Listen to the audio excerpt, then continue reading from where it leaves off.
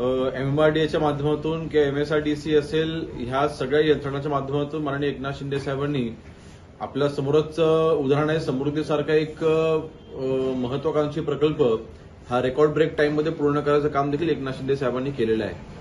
आपला मुंबईचा जो कोस्टल हायवे आहे त्याच्यामध्ये देखील नगरविकास मंत्री म्हणून एकनाथ शिंदे साहेबांनी जातीने लक्ष घातलं होतं आणि माननीय मुख्यमंत्री महोदय देवेंद्र फडणवीस साहेबांच्या देखील सहकार्याने तो हायवे देखील आज तिथे जवळपास पूर्णत्वास जात आहे. MMRDAच्या माध्यमातून आणि MSRDCच्या माध्यमातून जी दोन खाती माननीय एकनाथ शिंदे साहेबांकडे आहेत तो एकच प्रकल्प नव्हता, असे शेकडो प्रकल्प माननीय एकनाथ शिंदे साहेबांनी महाराष्ट्रामध्ये पूर्ण करून दाखवलेले आहेत.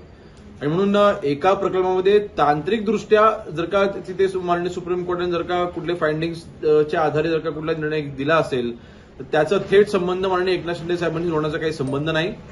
मला वाटतं या बाबतीमध्ये कुठलेही तर्कवितर्क लावण्यापेक्षा माननीय सुप्रीम कोर्टाने जे काही गाईडलाईन्स दिले त्याचं पालन तर होईलच, परंतु त्याचा अर्थ थेट भ्रष्टाचाराशी जोडणं चुकीचं राहील.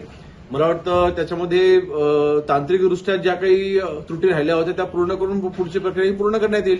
आदित्य ठाकरेंनी राजीनाम्याची मागणी केली होती यावर बघा, ज्या आदित्य ठाकरेंनी 2.5 वर्ष मंत्री असताना स्वतःच्या खात्यामधल्या ज्या गोष्टी त्यांनी केलेल्या आहेत, आता मला त्याच्यावरती जास्त सविस्तर बोलायचं नाही, परंतु 2.5 वर्षाच्या महाविकास आघाडीच्या कालावधीमध्ये जे काही भ्रष्टाचार झाले, अनेक अधिकारी तिथे अधिकाऱ्यांना अरेस्ट करावी लागली होती.